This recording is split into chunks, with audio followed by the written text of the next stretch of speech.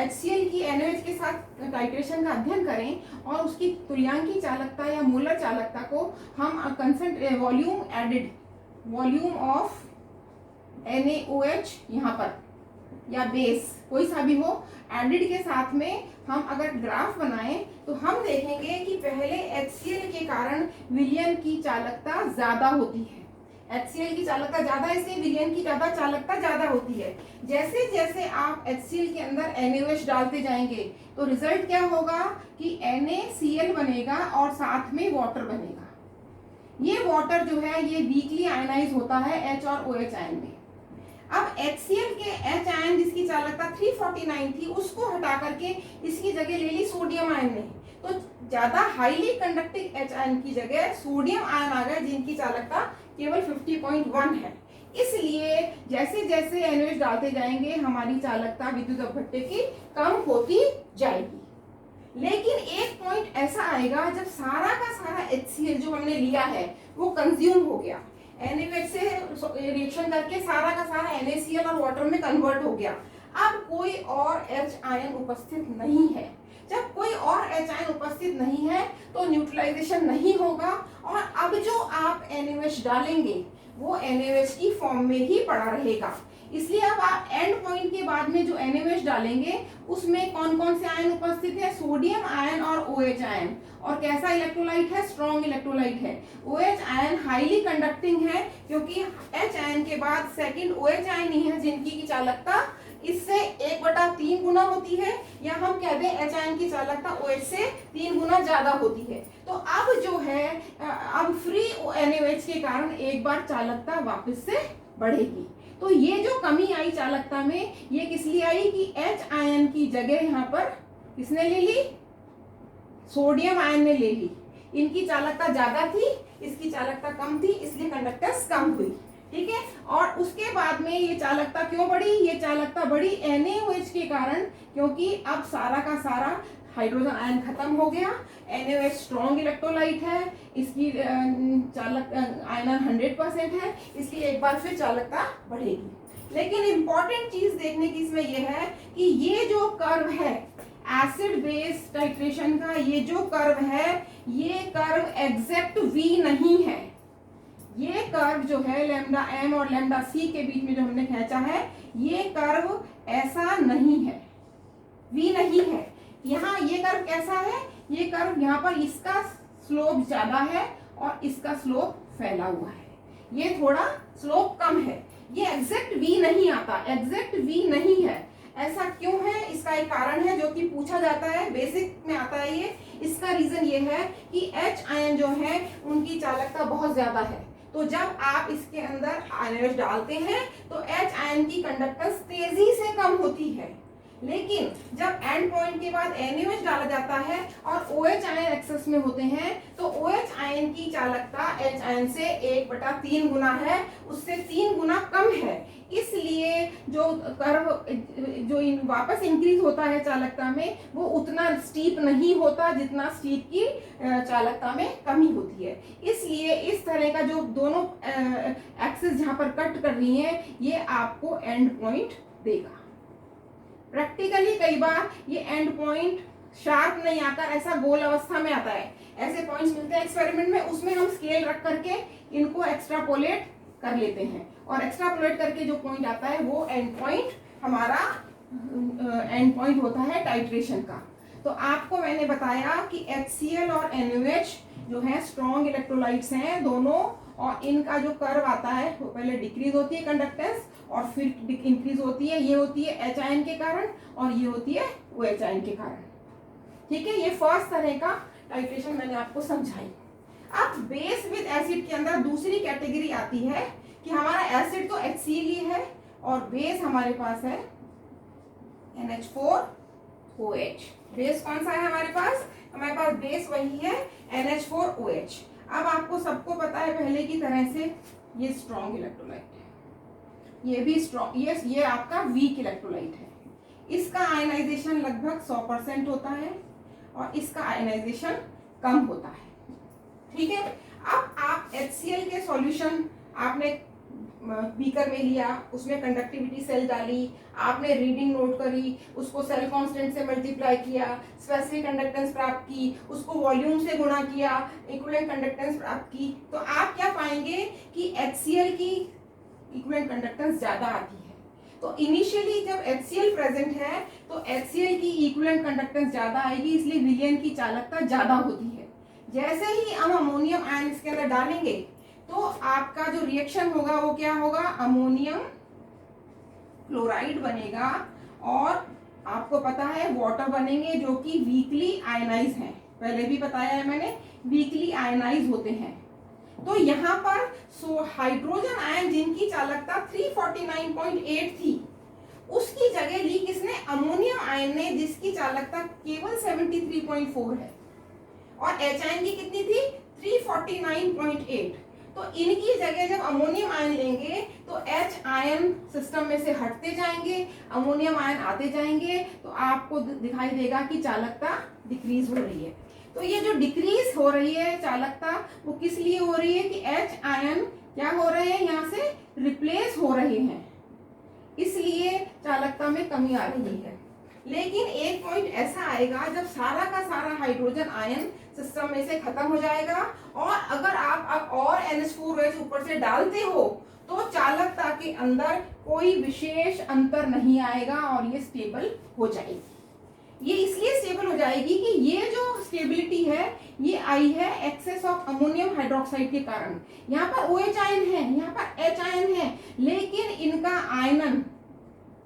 Ionization कम है, बहुत कम है, इसलिए चालकता इसकी ऑलमोस्ट स्थिर रहेगी। इसलिए ये जो पॉइंट है ये हमको एंड पॉइंट देगा। तो ये जो सेकंड कर्व है ये स्ट्रॉन्ग एसिड और वीक बेस का कर्व है। पहला कर्व स्ट्रॉन्ग एसिड और स्ट्रॉन्ग बेस का कर्व था। तो ये हमारा एक पार्ट खत्म होता है एसिड बेस टाइट्रेशन का, जिसमें हमारा बेस हमने क्या रखा, वीक और स्ट्रॉन्ग, और एसिड हमने सेम रखा। अब हम दूसरी तरह की टाइट्रेशन पढ़ेंगे इसी के अंदर, और उसमें वो एसिड बेस टाइट्रेशन है, उसमें हम क्या करेंगे, हमने अभी क्या लिया था, एसिड स्ट्रॉन्ग लिया था दोनों में, अब हम क्या करेंगे, बेस स्ट्रॉन्ग रखेंगे दोनों में। NaOH ले लिया मैंने और NaOH ले लिया, ठीक है। और एसिड मैंने पहली बार ले लिया वीक एसिड HCH3COOH, और दूसरे में स्ट्रॉन्ग एसिड लिया HCl। तो आपको पता ही है कि इसके अंदर तो कोई अंतर नहीं आएगा, तो मैंने दूसरे केस के अंदर दोनों चीजें वीक ले ली, अमोनियम हाइड्रोक्साइड और एसिटिक एसिड। ये टाइट्रेशन है strong base versus weak acid की, ये है weak acid versus weak base की। अब आप पहली टाइट्रेशन में देखिए, इसमें NaOH स्ट्रॉन्ग इलेक्ट्रोलाइट है, ये वीक इलेक्ट्रोलाइट है, इसका आयनन लगभग 100% होगा और इसका आयनाइजेशन कम होगा। इसमें अमोनियम हाइड्रोक्साइड का आयनाइजेशन जो है कम होगा और एसिटिक एसिड का भी कम होगा। ये दोनों वीक इलेक्ट्रोलाइट्स हैं। अब इनके लिए अगर हम तुल्यांकी चालकता या मोलर चालकता या तुल्यांकी चालकता और डाइल्यूशन या V के बीच में ग्राफ बनाएं तो हम क्या देखेंगे। अब आप यहाँ देखिए, सोडियम हाइड्रोक्साइड एक स्ट्रॉन्ग इलेक्ट्रोलाइट है और एसिटिक एसिड कैसा है, एसिटिक एसिड एक वीक एसिड है। आपने एसिड नीचे लिया बीकर के अंदर, बीकर में आपने क्या लिया, एसिटिक एसिड लिया, इसमें कंडक्टिविटी सेल डिप की और इसकी चालकता आपने कंडक्टेंस नोट कर ली, सेल कांस्टेंट से मल्टीप्लाई किया और इक्विवेलेंट कंडक्टेंस निकाल ली, तो इसकी चालकता कम होगी। लेकिन जैसे ही आप एक भी ड्रॉप सोडियम हाइड्रोक्साइड की डाल दोगे तो CH3COH और CH3 और NaOH मिलकर के एक strong electrolyte CH3COONA sodium acetate और पानी बनाएंगे। पानी का आयनाइजेशन कैसा होता है, बहुत कम होता है, ये वीकली आयनाइज होता है, पहले भी बता चुकी।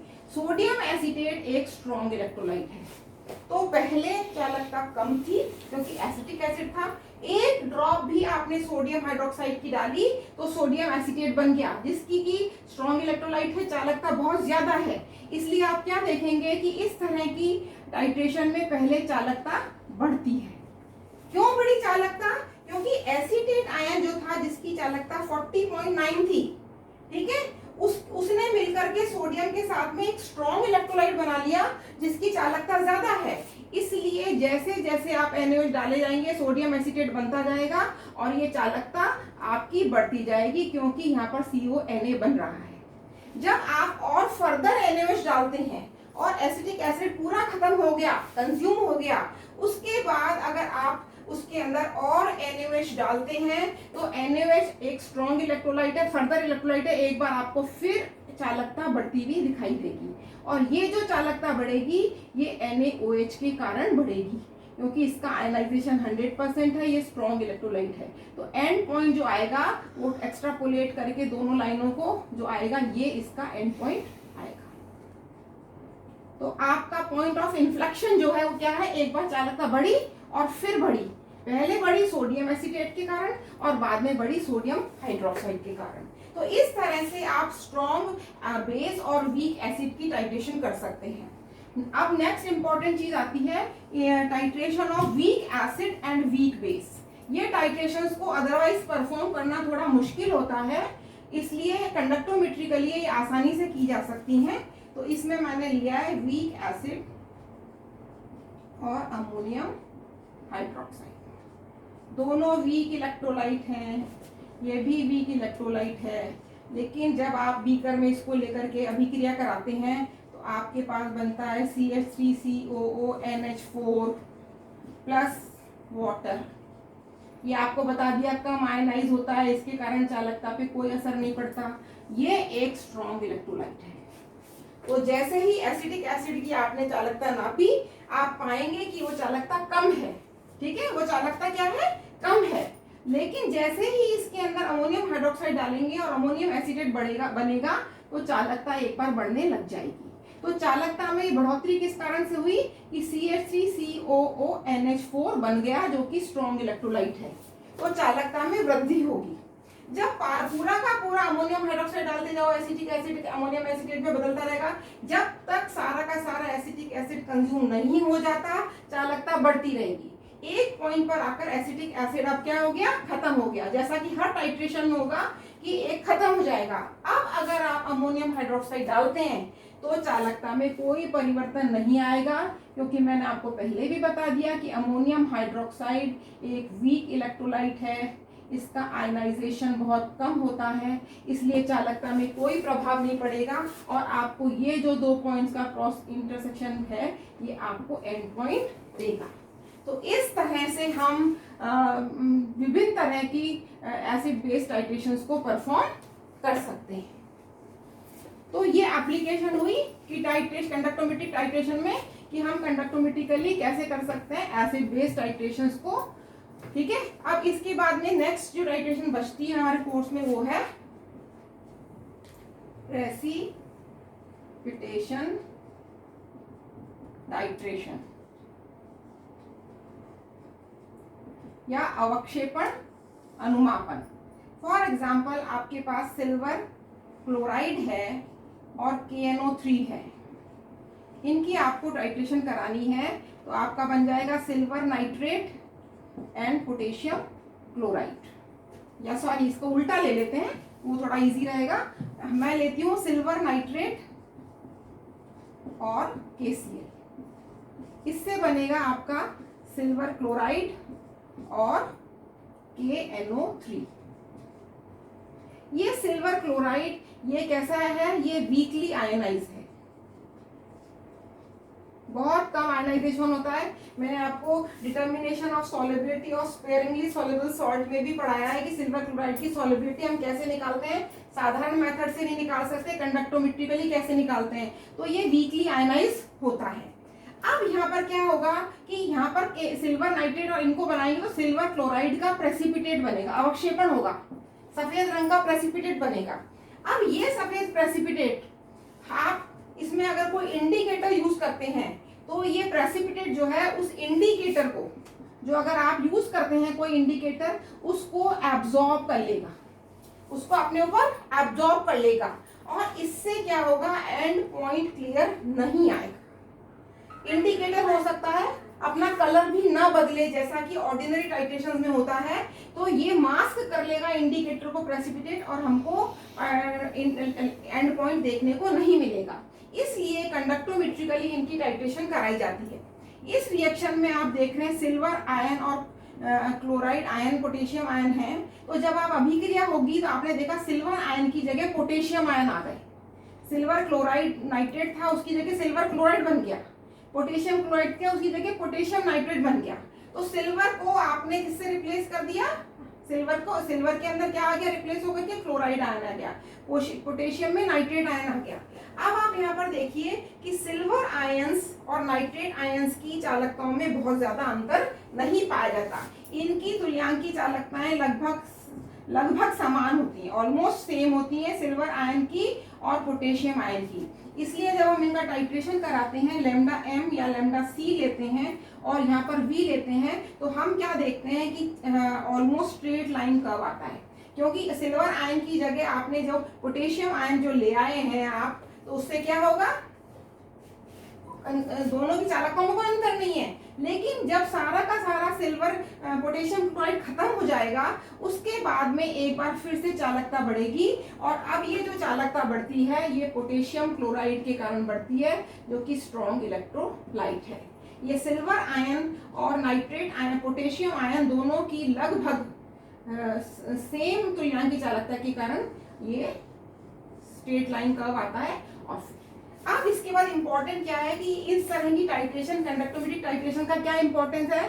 सबसे पहले ये है कि ये वीक इलेक्ट्रोलाइट के केस में वीक एसिड और वीक बेस की टाइट्रेशन इनके द्वारा करी जा सकती है। जो डाई स्टफ है, जो डाइज हैं, जिनकी टाइट्रेशन में खुद में कलर होता है, उनकी टाइट्रेशन अदरवाइज नहीं कर सकते, हम इस तरह से कर सकते हैं। तीसरा ये है प्रेसिपिटेशन टाइट्रेशन को हम इस तरह से परफॉर्म कर सकते हैं। चौथा है mixture of acids, mixture of acids को हम इनसे टाइट्रेट कर सकते हैं। पांचवा है अगर कोई कॉम्प्लेक्स स्पीसीज बनती है, तो उस कॉम्प्लेक्स स्पीसीज बनने वाले केस में हम टाइट्रेशन को इस कंडक्टोमेट्री कर सकते हैं। छठा है कि अगर हमें किसी सिस्टम की काइनेटिक्स पढ़नी हो, तो हम इस काइनेटिक्स को कंडक्टोमेट्रिक टाइट्रेशन के थ्रू परफॉर्म कर सकते हैं। तो आज ये चैप्टर का ये वाला हिस्सा एप्लीकेशन वाला खत्म होता है। अब इसके बाद मैं आपको कुछ न्यूमेरिकल्स और वो कराऊंगी, और आपसे आग्रह है कि आप कम से कम ये कुछ वैल्यूज को याद रखें, जिससे कि आपको किसी भी एक्सप्रेशन को करने में इजी हो। Thank you.